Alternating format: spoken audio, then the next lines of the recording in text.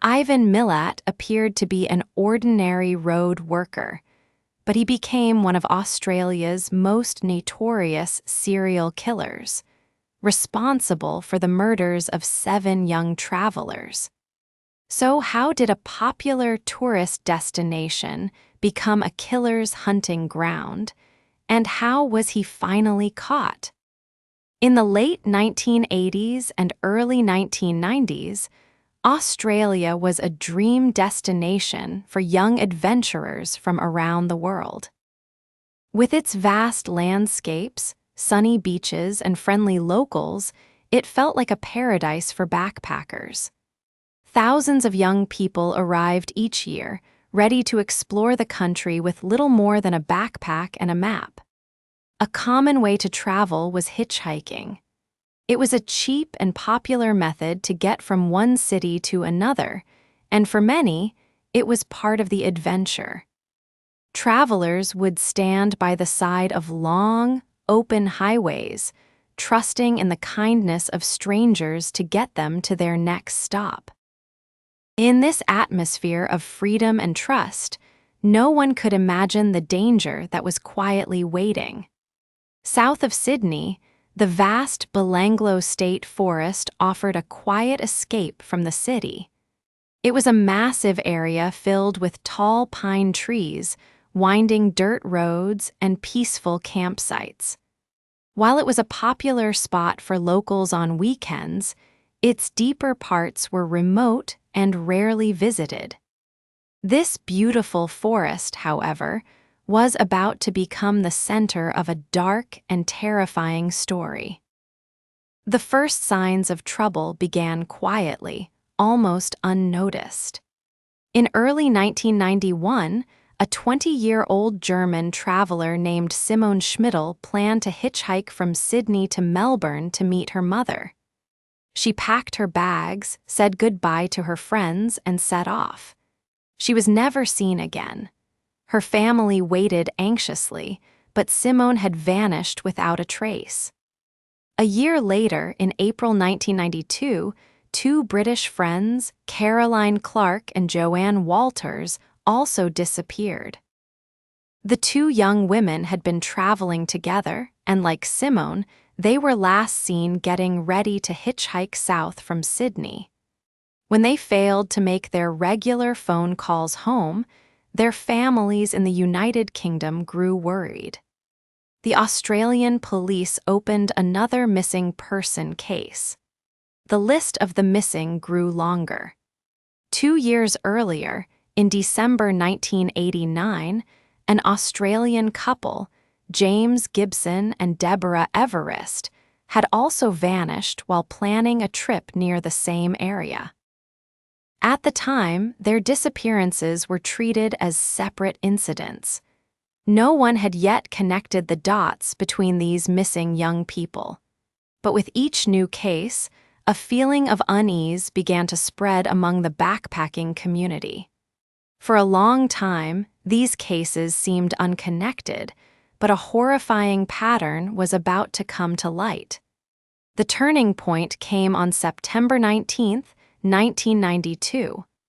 A group of people were orienteering, a sport that involves running through the forest with a map and compass. Deep inside Belanglo State Forest, one of the runners made a grim discovery. Hidden under some leaves and branches was a human body. The police were called immediately. The area was quickly sealed off, and a massive search operation began. Dozens of officers started to move slowly through the dense forest, looking for any clues. Just 1 day later, they found a second body, not far from the first. The remains were later identified as Caroline Clark and Joanne Walters, the 2 British travelers who had disappeared 5 months earlier. The discovery sent a wave of shock across the country. The news of the 2 murdered backpackers dominated headlines, and a sense of fear replaced the feeling of safety that had once defined travel in Australia. Police now knew they were not just investigating a missing persons case, they were hunting for a killer. The forest was no longer a place of peace, it was a crime scene. The investigation, named Task Force Air, became one of the largest in Australian history. Police knew the killer was likely someone familiar with the forest, someone who could navigate its hidden roads and remote areas with confidence. They began to build a profile of the person they were looking for, but with little physical evidence, the task was incredibly difficult. Over a year later, in October 1993, the case took another dark turn. A local man was searching for firewood in a different part of the forest when he found more human remains. The police returned to Belanglo and launched another extensive search. Over the next month, their worst fears were confirmed. They discovered the bodies of 5 more people. The victims were identified as James Gibson and Deborah Everest, the Australian couple who had vanished in 1989. They also found Simon Schmidl, the German traveler who disappeared in 1991. The final 2 victims were another German couple, Gabor Neugebauer and Anja Habschied, who had gone missing in late 1991. All 7 victims had been found in the same forest. The horror of the situation was now clear to everyone. A serial killer was targeting young backpackers, picking them up on the highway, and taking them to the remote forest. The media named the killer the backpacker murderer. Panic spread and warnings were issued to travelers across Australia. The once popular practice of hitchhiking came to a sudden halt. But even with the bodies found, the police were no closer to finding the killer. The search for a suspect would lead them down a long and difficult road. Investigators began to look into thousands of individuals. They examined lists of gun owners, known criminals, and anyone who worked or lived near the Belanglo State Forest. The pressure to solve the case was immense. Families of the victims waited for answers, and the entire nation watched, hoping for a breakthrough. The first real lead came from an unexpected source. A young British man named Paul Onions contacted the police from the United Kingdom. He told them a terrifying story about an experience he had in Australia back in January 1990. He had been hitchhiking south of Sydney when he accepted a ride from a man who called himself Bill. At first, the driver seemed friendly. But as they drove, his behavior became strange and aggressive. The man pulled the car over, claiming there was a problem with the engine. He then pulled out a weapon and tried to restrain Paul. Filled with terror, Paul managed to break free and run onto the busy highway.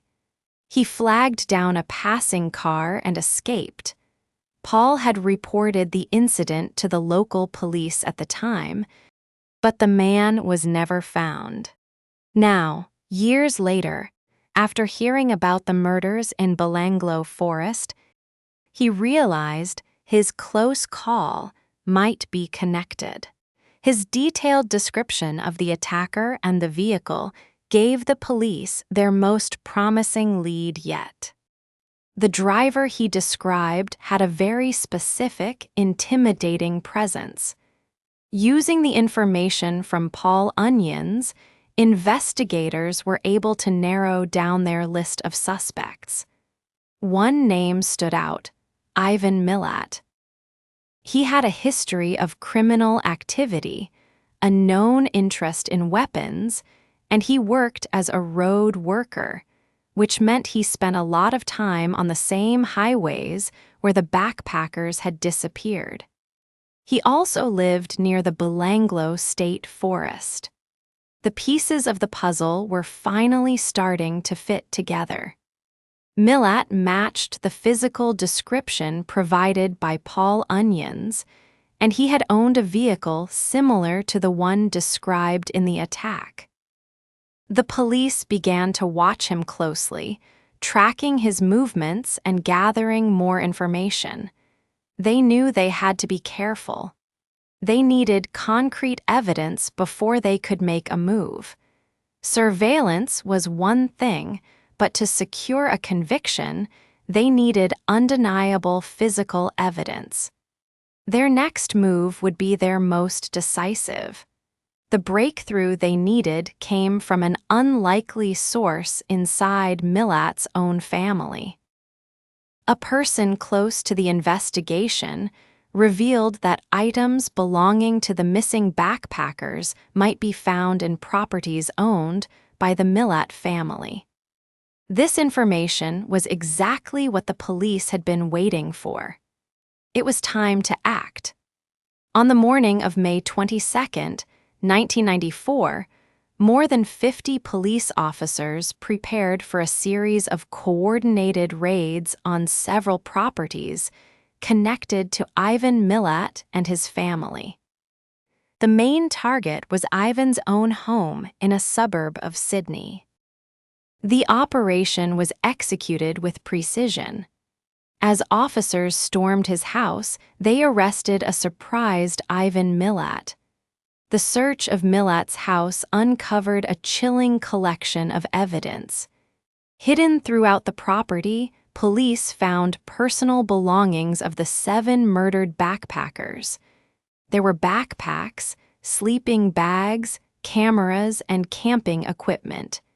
It was the smoking gun they had been looking for, a direct link between Milat and the victims.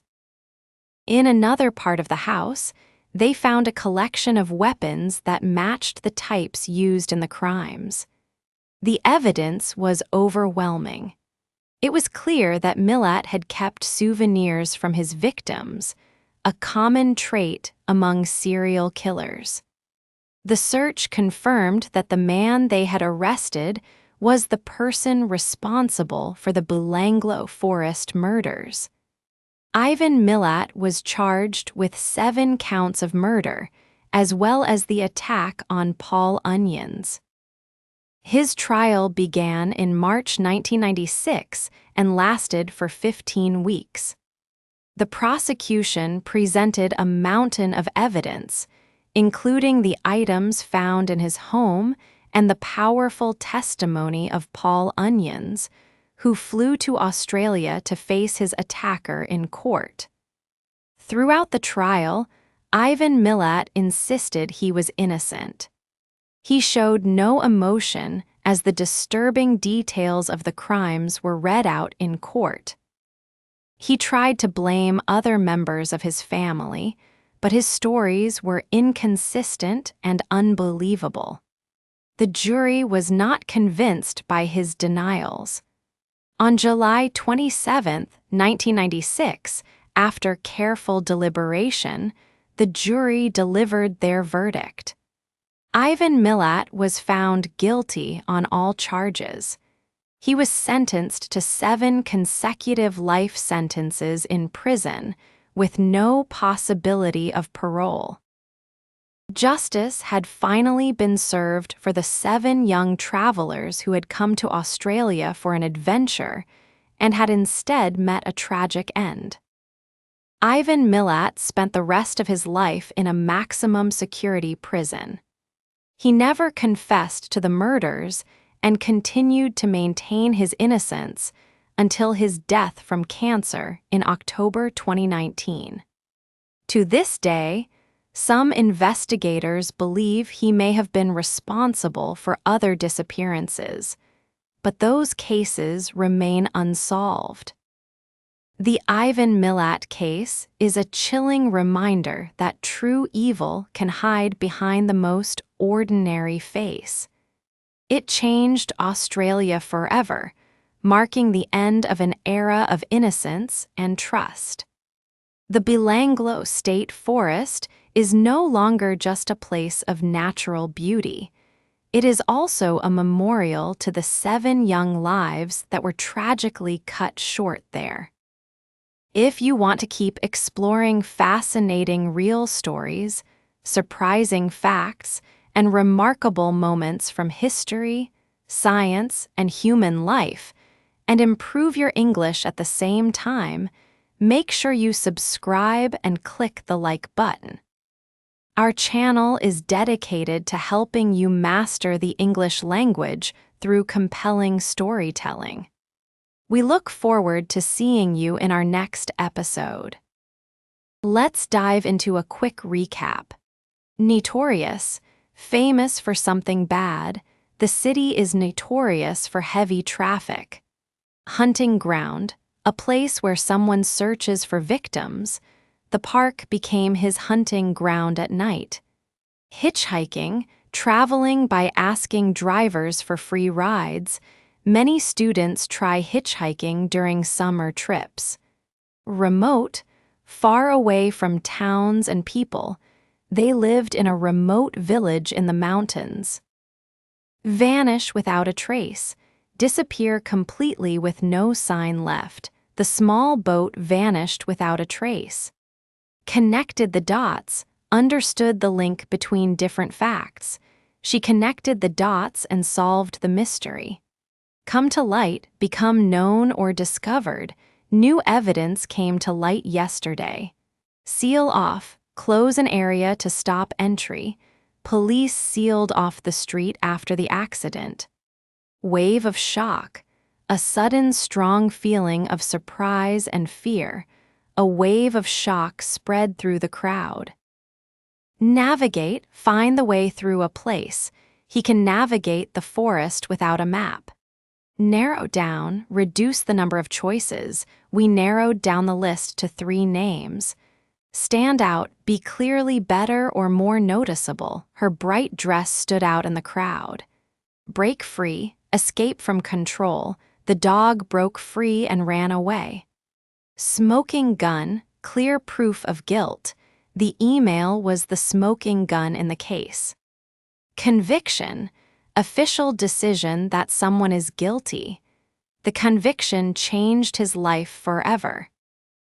Cut short, end something earlier than expected.